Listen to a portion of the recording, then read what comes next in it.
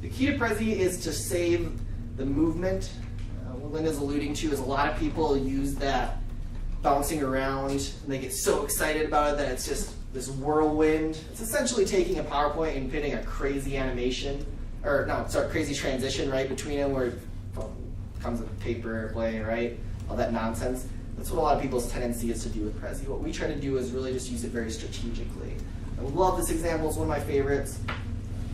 This idea of case studies. We've all got case studies, and they can really be very, very credible for an audience.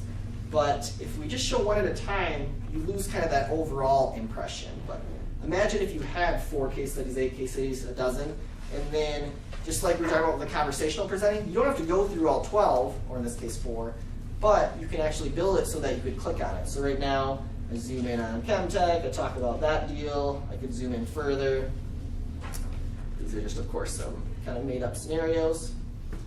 But it's really important that after I conclude all that, I come back to the overall sequence. So I can see it as a group, I can look at those case studies individually, and then I can get back at them as well.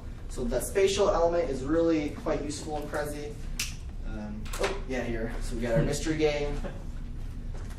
The tendency for most people is to create slide 1, which is a list, then go into each of those points. But once you get to Fred, you really kind of even, we all remember Scooby-Doo game, but for some kind of complex data, right, you start to really, what level am I at anymore?